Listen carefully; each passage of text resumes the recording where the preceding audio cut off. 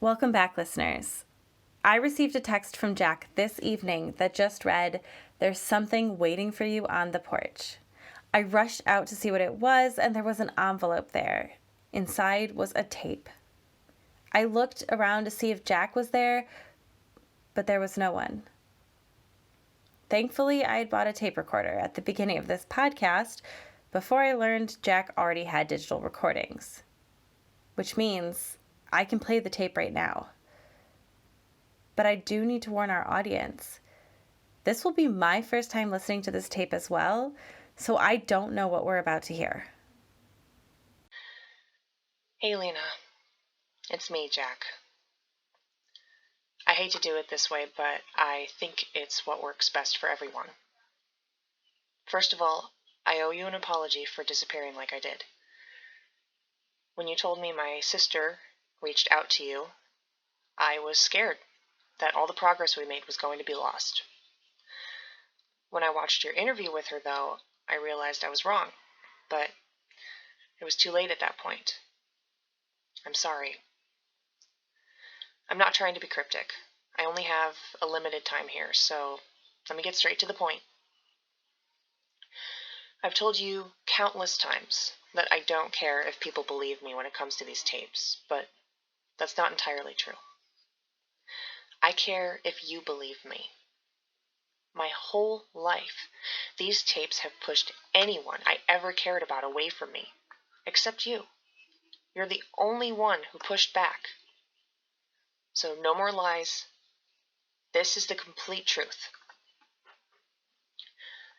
Most of what my sister said was true. My mom did admit to sending me these tapes.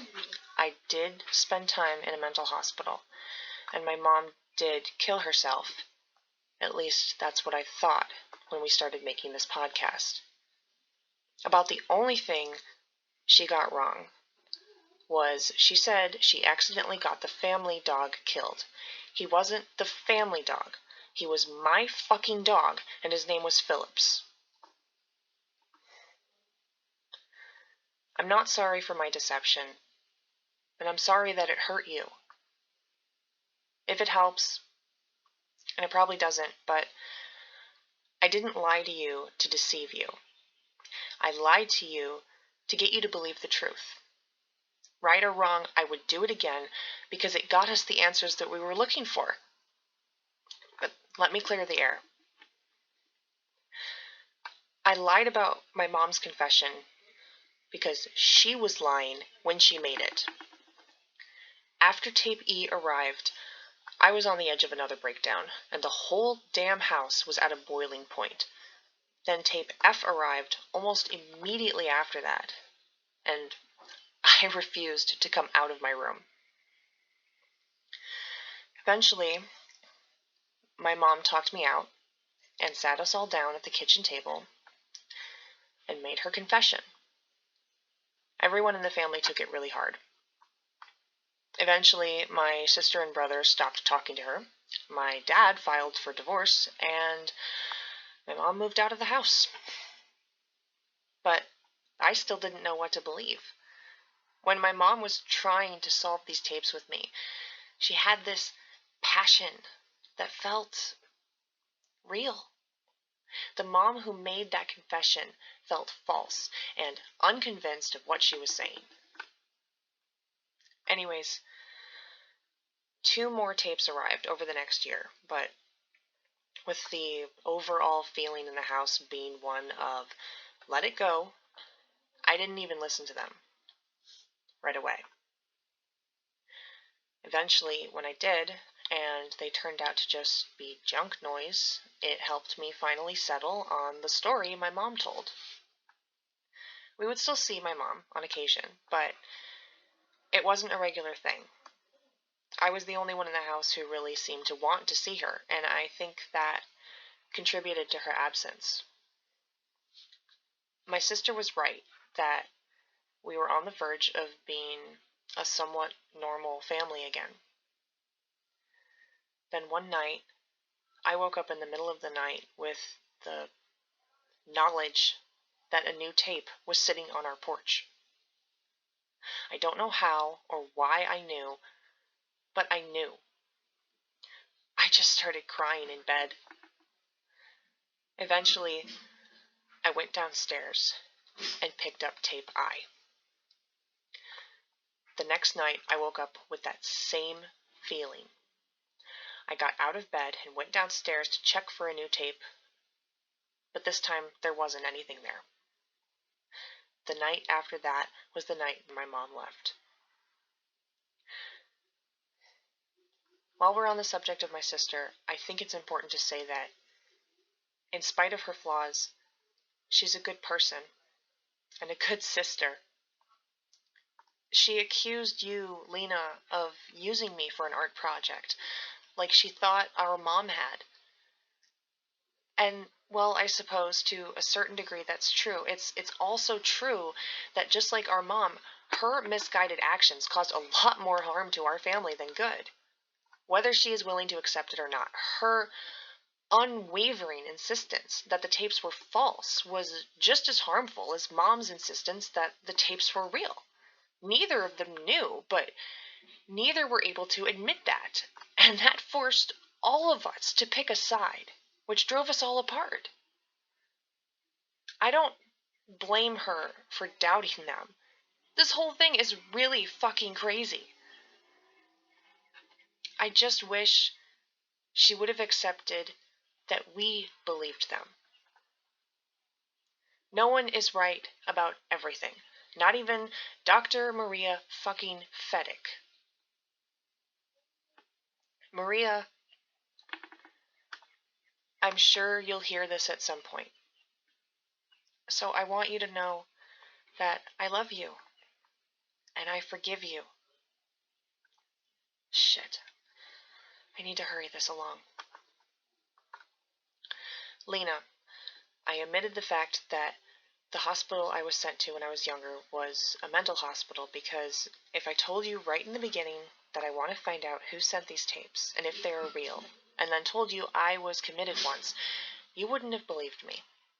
If I told you when I was 12 years old I hurt my knee playing soccer, and then tomorrow asked if you wanted to go for a run, you wouldn't bat an eye. But if I told you when I was 12 I went to a mental hospital, and then later told you I was experiencing something I couldn't explain, can you honestly tell me that you would believe me? In my experience, the answer is always no. Which brings us to this tape. This tape that my sister had for all these years. Technically, I don't know when this tape arrived, but I've decided to call it Tape J. I believe this tape is the first one the trapped man recorded that he references in Tape A. I say that because when it starts, he states his name, where he lives, and the name of the town that he's in. And you know what, Lena? We were really close with our profile. I had narrowed it down to 50 people, and he was indeed one of them. I still don't know why he sent them to me, because I in no way have any relation to this person. But there's something else worth noting. The town that the trapped man is, or at least was, in, it's 20 miles from where they found my mom's car. I think she was going to that town on the night she left. I think she was hoping she would be able to free the trapped man, which would in turn free all of us. Obviously, this is probably a stupid idea, but I am now going to that town to try and find my mother. I don't want you or any of our listeners to try and come after me, which is why I am recording over the beginning of this tape.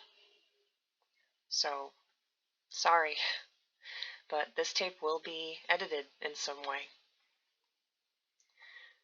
He kind of jumps around in the beginning, as he has been known to do. So, I had to tailor this message to end at the right time. Some important context that I need to cover, though, so that the tape will make sense, is In tape A, he references a letter that he found in the office, but he never came back to it. Well, apparently that's because the letter was written to a person with his name that reads, "Thanks for taking care of the bowling alley while we're out of town. Don't forget, if you need to get away, you can always come take a load off at our place. It's 312 Katz Street.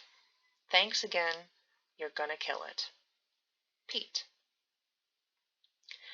The trapped man says he went to that house once earlier and buzzed an intercom on the outside, and he couldn't believe the voice that he heard on the other end.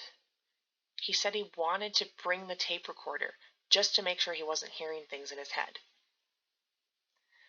That tape is going to start as soon as I finish this, which is very soon.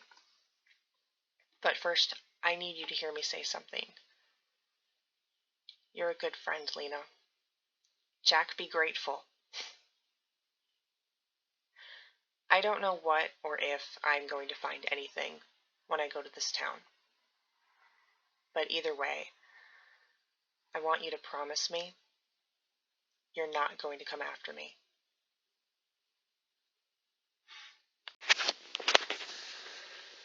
Just down the street from the house again. I'm just gonna ring the buzzer and see what happens. Like I said, I wanted to record this just to make sure that I was hearing what I thought I heard. So here we go.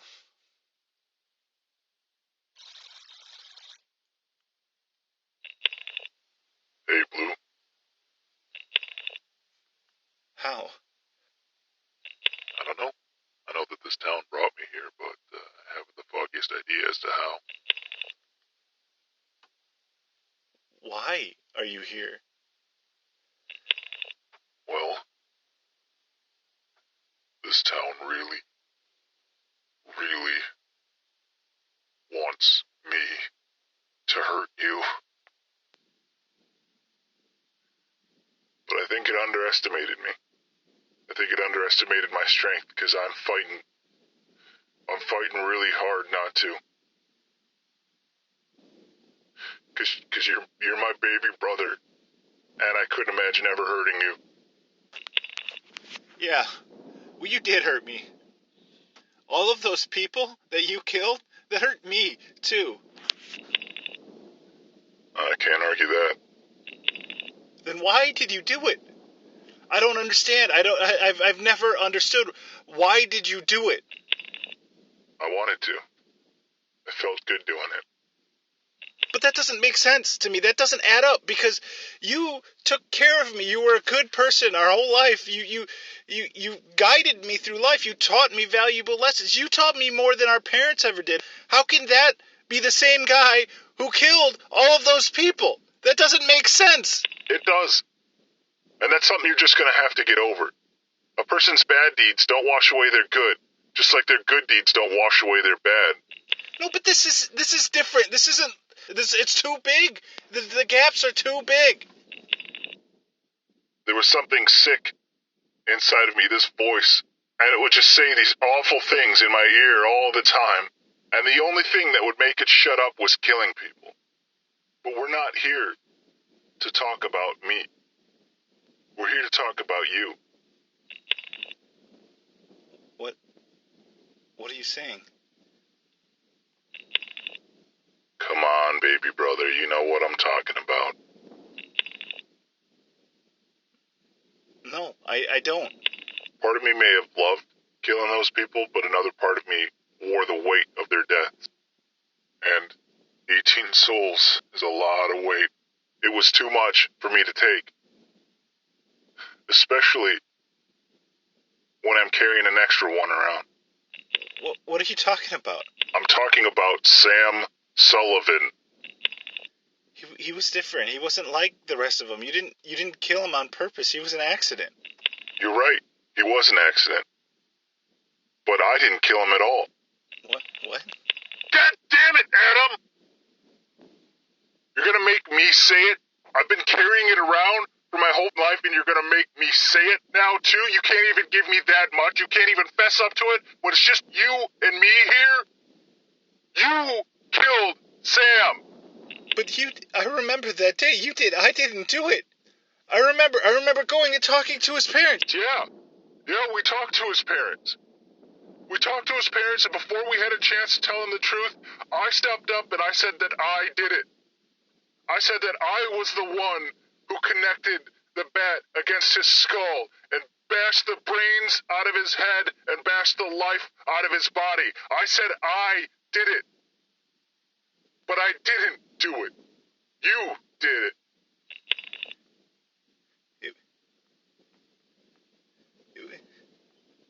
It was an accident. It was an accident. I know it was an accident. But I didn't do it though. I didn't do it though. Yes, you did. And that's what this town wants from you. It wants you to face that. It wants you to feel that. It's going to feed off of it. I wouldn't have done that. I wouldn't have done that. Like you said, it was an accident. Not upset that I took the blame. I'd do it again. You had everything going for you. You were smart. You were a good person. You made good decisions. I knew I was a fuck up already. So I was happy to take that burden for you. But now you gotta come to grips with it. Or you're never getting out of here. No, I'm not gonna believe some false narrative because some fucking ghost that's stealing my brother's voice is trying to make me believe it. No, fuck you, I'm not gonna believe it. That was not me. You're just a voice trapped in a box trying to make me think crazy things. You're the one who's trapped here. I'm not trapped here. You're right. I am trapped here. And it sounds like I'm gonna have some company. That's not true. None of what you're saying is true. I could get out of this place. I could get out of here. I don't need to believe some fucking false narrative about my entire life. I don't need to think that I've been a terrible person, that I've been a murderer my entire life just to get out of this place. Fuck you. I will find a way out. I'm not trapped. You're trapped.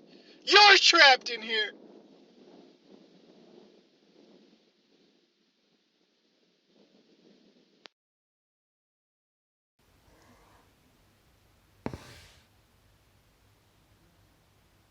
Jack, if you are watching this, please don't go to that town. If it's not too late, please just don't go to that town.